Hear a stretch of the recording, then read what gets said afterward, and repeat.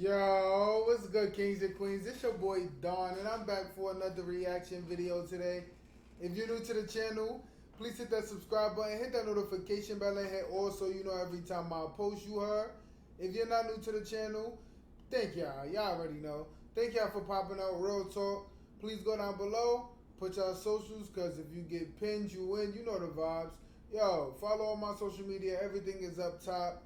Y'all see the title of the video. We're going to be reacting to people who became super rich by accident. So not on purpose, but by accident, you heard. If y'all know anybody personally, let me know down in the comments. Tell me the story, you heard. I want to hear what's going on. If y'all don't, then watch the video like me, and we're going to see if then we could be like, yo, I know, So, you know what I'm saying? Tune in, you heard.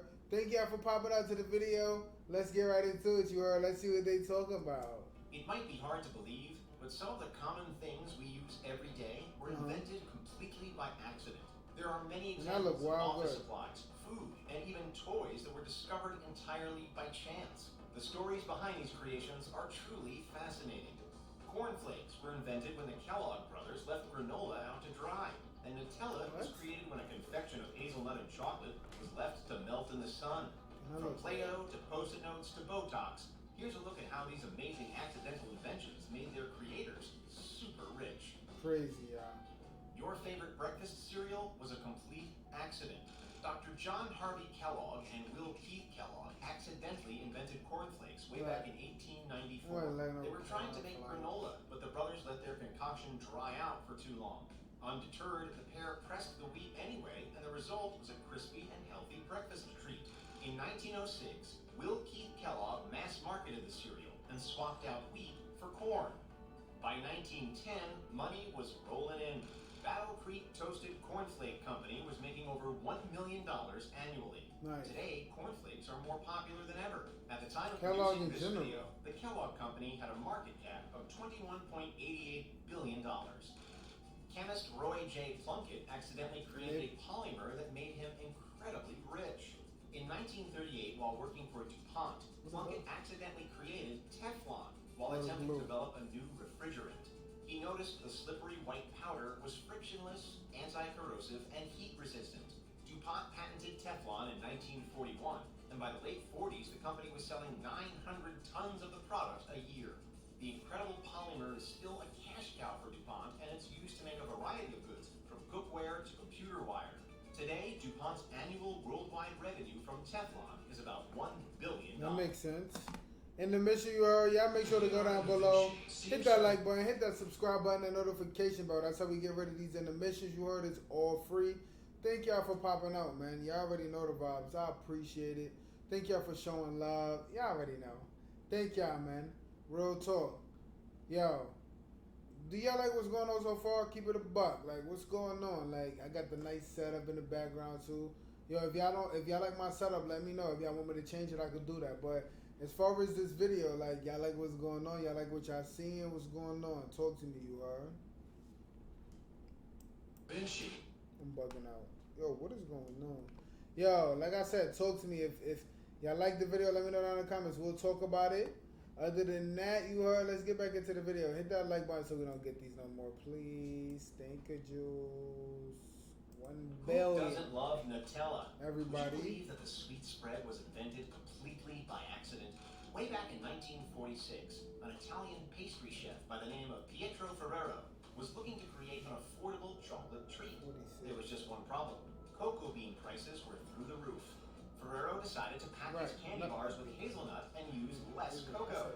Gianduja was born, and it was an instant hit. In 1949, a pile of Gianduja bars was accidentally left out in the sun. The bars melted into a creamy concoction. Ferrero's son added vegetable oil to the mixture, and Nutella was born. Today, Ferrero Spa's annual revenue is a staggering $12 billion, and the company sells a jar of Nutella every 2.5 seconds. Botox was originally used to treat eye muscle disorders, but today it's a necessity for Beverly Hills socialites and celebrities. In the 1980s, Dr. Jean Carruthers used botulinum toxin to treat her patients, but she soon noticed a strange side effect. The Botox wasn't just treating eye disorders, it was smoothing wrinkles and making her patients look noticeably younger. Carruthers soon realized she had discovered an amazing anti-aging treatment, but it took a long time for Botox to be approved for cosmetic purposes.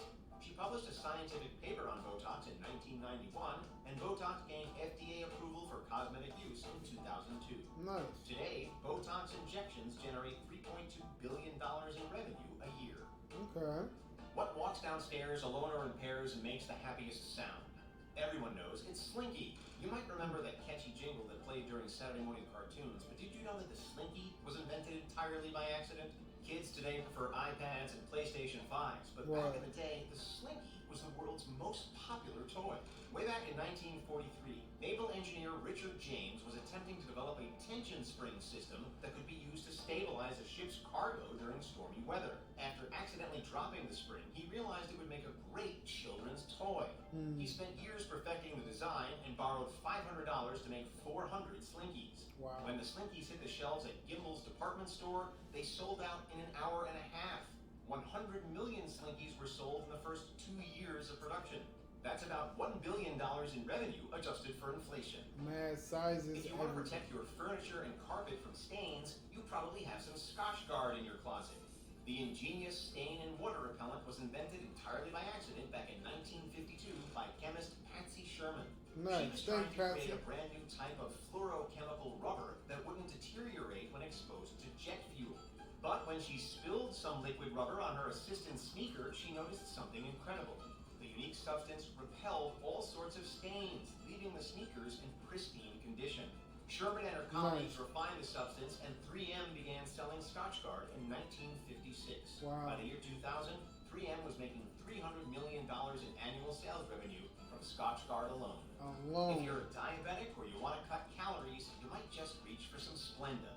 The artificial sweetener is a common sugar replacement in coffee and sweets, but its creation was entirely unintentional.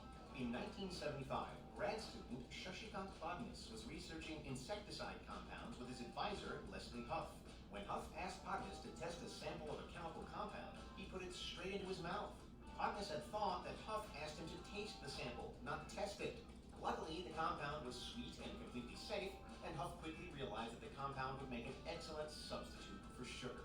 The researchers teamed up with sugar producer Tate and Lyle to create Splenda. The product was an instant hit. In 2014, annual sales revenue from Splenda reached $300 million, and today it's the #1 artificial sweetener in the United States. So it's supposed to be road spray. 62% market share. Nothing beats a tasty popsicle on a hot day, but this sweet summer treat might not exist today if it wasn't for Frank Eberson's absent-mindedness. When Eberson was 11 years old, he left a concoction of soda powder and water on his patio overnight.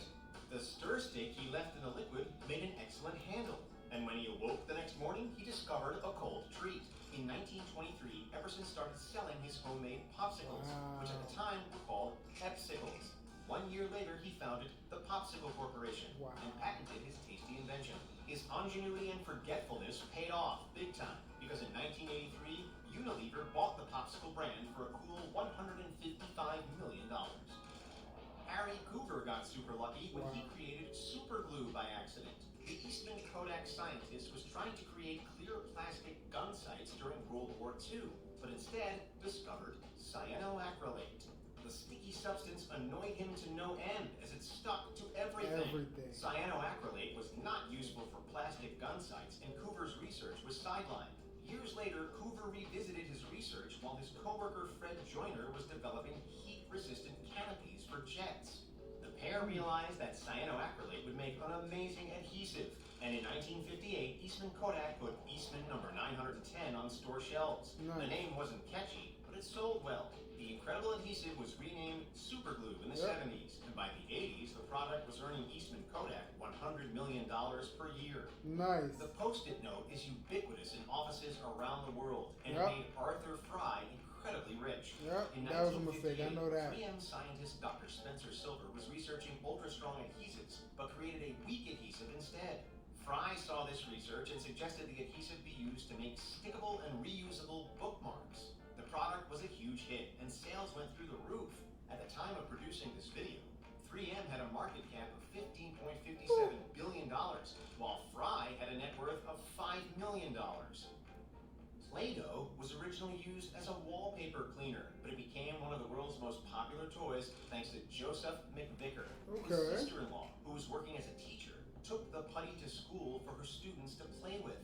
The children were enamored with the non-toxic putty, and McVicker got an idea. He added scents and colors to the dough and began selling Play-Doh through his company Rainbow Crafts. Nice. In 1964, McVicker sold his company to General Mills for $3 million. Here's a fun fact. Did you know that Thomas Edison was one of the richest inventors of all time? Thanks to inventions like the movie camera, the phonograph, and the light bulb, Edison had a peak. Yo, if y'all enjoyed this video, let me know down in the comments. What was your favorite part? What was your favorite invention you heard? That's crazy. We just learned a lot today, you heard. I'm glad to know that a lot of inventions that anything can happen, you heard. That's what it sounds like to me. So never give up. Try different things, you know, see what works. Put it where it works at, you heard. Other than that, I'm about to go record another video for y'all. Make sure y'all check out the last one. That one was very interesting as well, you heard. Let's get right into the next video. I'm going to see y'all there, right? I appreciate it, man. Peace, love, done.